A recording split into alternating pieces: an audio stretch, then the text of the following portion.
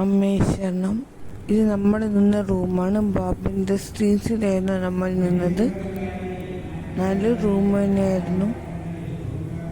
പിന്നെന്താ, ഇവർക്ക് ഒരു റൂമും പിന്നെ ഒരു ബെഡ്റൂം പിന്നെ ഒരു സോഫയൊക്കെ ഇട്ടുള്ള റൂമുണ്ടായിരുന്നു. അത്യാവശ്യം നല്ലൊരു ബെഡ് തന്നെയായിരുന്നു. അതുകൊണ്ട് നമ്മളെല്ലാവരും ഇവിടെ തന്നെ അഡ്ജസ്റ്റ് ചെയ്യാൻ പറ്റി. പിന്നെ എക്സ്ട്രാ ബെഡ് അവർ പ്രൊവൈഡ് ചെയ്തതാണ്. പിന്നെ ഫുള്ളി നമ്മളുടെ ഈ കയ്യിലും നമ്മൾ ഡ്രസ്സൊക്കെ ചെയ്തതിൻ്റെ ഒരു വൃത്തികൾ നിങ്ങൾക്ക് ഇതിൽ കാണാൻ പറ്റും. പിന്നെ നമ്മളുടെ ബാത്റൂം ഒരു നല്ല അത്യാവശ്യം ക്ലീൻ ആയിട്ടുള്ള ബാത്റൂമാണ്. ബാത്ടബൊക്കെ നമ്മൾ ഉപയോഗിച്ചിട്ടില്ല. പിന്നെ നമ്മളുടെ റൂമിൻ്റെ വീട് ഈ വരാന്തയിൽ നോക്കിയിട്ട് നമ്മൾ പൊങ്കാല ഇടുന്ന ഏരിയ ഫുൾ കാണാം. ഇനി ഇതിട്ട് ഞാൻ താഴേക്ക് പോവാണ്. ഇവിടെ നിന്നൊക്കെ വീഡിയോ എടുത്തിട്ട് ഞാൻ താഴെ എത്തി. എല്ലാവരും ഇങ്ങോട്ട് ഇറങ്ങിയിട്ടുണ്ടായിരുന്നു. നമ്മൾ പിന്നെ ആൻറ്റിമാരൊക്കെ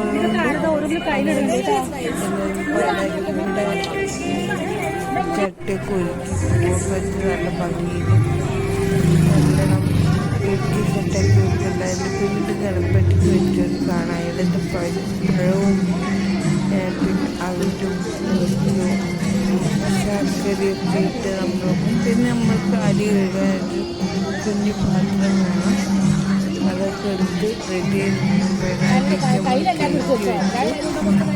ഇരുന്നാണ്. ഇനി പൊങ്കാലയ്ക്ക് 10:30 കൃത്യം അടുപ്പിൽ നിന്ന് തീ പടരുന്നതാണിത്. അപ്പം നമ്മൾ ഓരോരോ ഇതിൽ നിന്നും ഓരോരുത്തർക്ക് തീ ഇങ്ങനെ എന്താ പറയുക കൊടുക്കും. എന്നിട്ട് അത് നമ്മൾ ചൂട്ടയിൽ കത്തിക്കും. നമ്മൾ എന്നിട്ട് അടുപ്പിലേക്ക് വെച്ച് കൊടുക്കുക. അടുപ്പിൻ്റെ വേറെ അത്യാവശ്യം നിങ്ങൾക്ക് വെക്കാം. പിന്നെ നമ്മൾ അതിൻ്റെ ഓർമ്മ കറുപ്പൊക്കെ ഇട്ട് വെച്ച് കൊടുത്തിട്ടുണ്ടായിരുന്നു. അങ്ങനെ നമ്മൾ അരി വെച്ചു, വെള്ളം ഒഴിച്ചിട്ട് പിന്നെ നമ്മൾ ഈ തീ അടുപ്പിലേക്ക് പടർത്തി.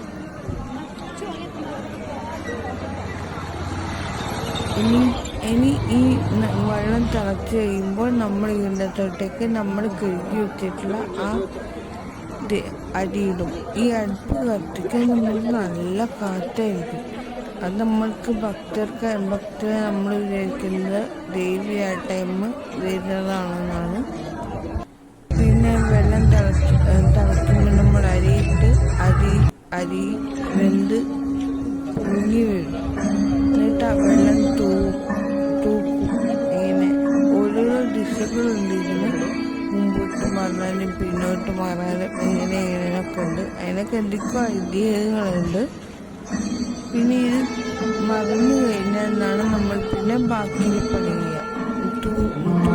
പുറത്തേക്ക് വന്നു കഴിഞ്ഞാൽ വെള്ളം ഇത് നമ്മളതിനകത്ത് ശർക്കര ഇടും, നെയ്യിടും, അണ്ടിമുന്തിരി ചിലരാണെങ്കിൽ ഏലക്കയും തേങ്ങ ഇടുന്നവരുണ്ട്. നമ്മൾ ഏലക്കയും തേങ്ങ ഇടാണ്ട് ശർക്കരയും നെയ്യും അണ്ടിമുന്തിരിയൊക്കെ ഇട്ടിട്ട് നമ്മൾ പ്രസാദം ഉണ്ടാക്കി. ഇതിന് പുറമെ പിന്നെ എന്താ പറയുക, ആൾക്കാർ ഈ രോഗം ഒക്കെയുള്ള ആൾക്കാരൊക്കെ അവർക്ക് രോഗം മാറാനൊക്കെ വേണ്ടി മണ്ടപ്പുറ്റും പിന്നെ അടകളൊക്കെ ഉണ്ടാക്കുന്നുണ്ട്. മണ്ടപ്പുറ്റെന്ന് പറയും. രോഗശമനിക്ക് വേണ്ടി ഉണ്ടാക്കുന്നത് മണ്ടപ്പുറ്റെന്ന് പറയും. മറ്റൊരു പിന്നെ എന്തോ അടയാണ്.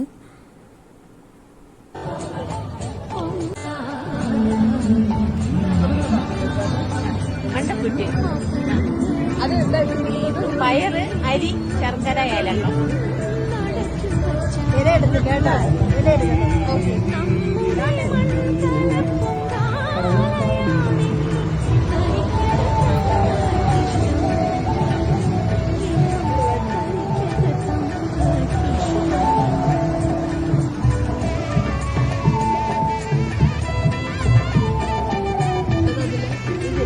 അരിപ്പൊടി, ഏലക്ക, പഴം, ശർക്കര, പഴം.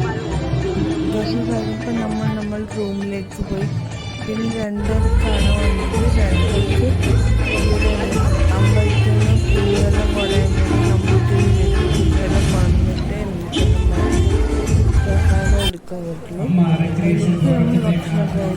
ദിവസം അന്ന് ഹോട്ടലുകളൊന്നും അവിടെ ഇല്ലാത്തതുകൊണ്ട് ഈ ഭക്തർക്ക് വേണ്ടിയിട്ട് തന്നെ അടുത്തുള്ള ഹോട്ടലുകളും വീടുകളിലും ഒക്കെ നമ്മൾക്ക് ഭക്ഷണം ഇങ്ങനെ അവർ തരും.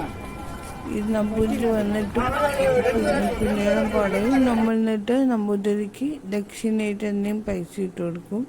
അതിനുശേഷം നമുക്ക് നമ്മളുടെ പ്രസാദം കൊണ്ട് റൂമിലേക്ക് പോകും.